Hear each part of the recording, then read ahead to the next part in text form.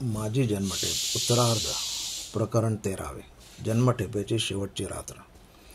ती माझी जन्मठेपेच्या शिक्षेची कारागृहातील शेवटची रात्र होती. परंतु ती शेवटची रात्र होती हे आता निश्चित करता येत आहे. त्या रात्री ती शेवटची आहे असे निश्चित करता येत नव्हते.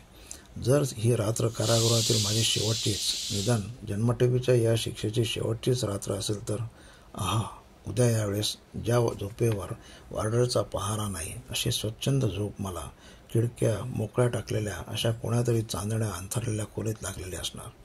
पण ही शेवटची रात्र नसेल तर नसो, निदान या जीवनाची जी शेवटची रात्र होणार आहे ती तर या बंदिशाळेची शेवटची रात्र होणारी आहेच ना. त्या रात्री भयंकर थंडी पडली होती. जानेवारी महिना असूनही पावसाची जोराची सर आली होती. आमचे अंथरुणे आम्हास पुरत नसत. 2 चवळी येरवड्याच्या थंडीस पुरेनात. 2 चढ्या, 2 कुडते ते एकावर एक घातले तरी थंडी लागे, पण कपडा असा अधिक उरलेलाच नाही. इतक्यात ती पावसाची सर.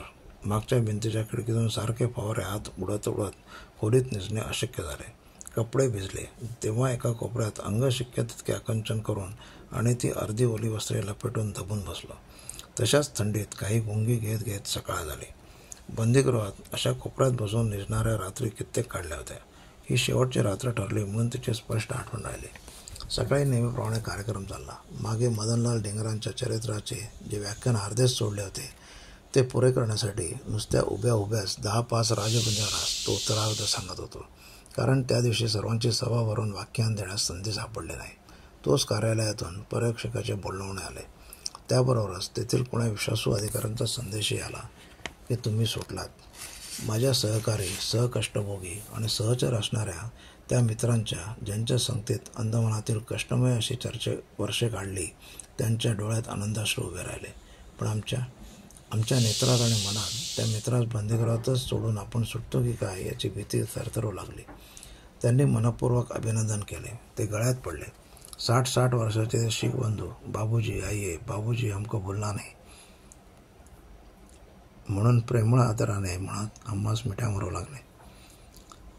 आपण आमच्या आधी 7 वर्षे काळे पाणी शोषित होता, मग आधी सुटलात तर काय झाले? आपली सुटका तीच आमची. आमच्या सुटकेचा मार्ग मोकळा झालाच आहे. निदान आपल्या प्रियतम मातृभूमीच्या सुटकेचा मार्ग तरी काही अंशी मोकळा आहेच आहे.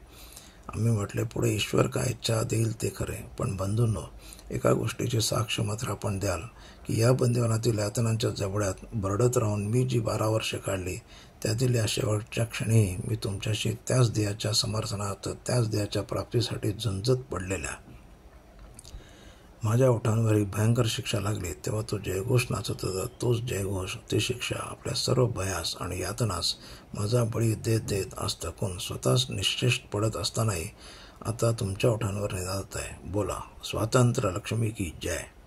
आम्ही सगळ्यांनी स्वातंत्र्य लक्ष्मीचे जय जयकार केले आणि एकमेकांचा निरोप घेतला. कार्यालयात येताच पर्यवेक्षकाने सुटकेची आज्ञा वाचून दाखवली. 5 वर्षापर्यंत प्रचलित राजकारणात भाग घेऊ नये आणि रत्नागिरी जिल्ह्यात स्थानबद्ध राहावे या 2 मुख्य अटी ठरलेल्या होत्या.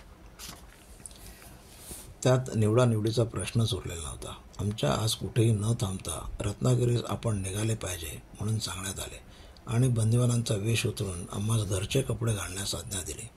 जन्मठेपेच्या बंदीगृहातील ही शेवटची आज्ञा होती. मुंबईच्या डोंगरीच्या बंदीगृहात 1911व्या वर्षी ते घरचे कपडे उतरून ठेवले. आज 1924व्या वर्षी ते पुन्हा अंगावर घातले. मनास एक प्रकारचा विषण्ण विराम, कोणाचाच उदास आनंद वाटू लागला. त्या पर्यवेक्षकांनी उदार आणि सरळ मनाने माझे अभिनंदन केले. आता मात्र जपा बरं का म्हणून अगदी निष्कपट भावाने बजावले.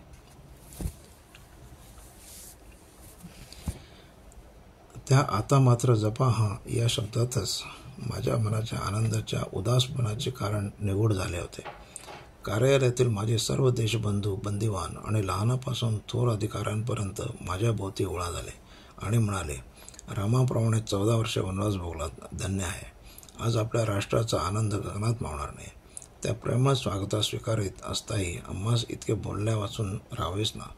एकच पण अत्यंत महत्त्वाची उणीव या तुलनेने आपल्या सर्वांच्या मनात झोंबली पाहिजे की रामाने राज्य केले, आपण वनवास भोगला खरा, पण ते कार्य झाले म्हणजे खरा वनवास संपेल आणि ईश्वराची दया असेल तर तेही कार्य एक दिवस या अनुवंशिक कार्यासारखेच यशस्वी होईल.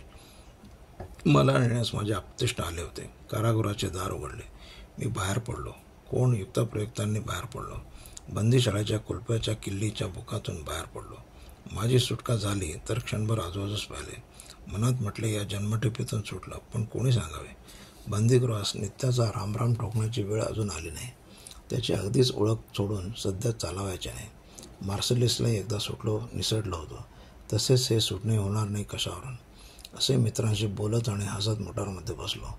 तिची चाके हलली आणि जन्मठेपेच्या सीमेस उल्लंघून जीवनाच्या सीमेत आम्हास तिने पुन्हा आणून सोडले. त्या जीवनाच्या सीमेत पुन्हा पाऊल टाकताच माझे राष्ट्रकृतज्ञ स्वागताच्या प्रेमळ आलिंगनात क्षणभर मला माझाच विसर पडते झाले. पहिल्याच दिवशी मी माझ्या मातृभूमीच्या घरी अगदी घरच्यासारखा वागू लागलो. तिने भले वीर म्हणून पाठ थोपटताच या जन्मठेपेचे खोल खोल गेलेले यातनांचे सर्व गाव भरून आले.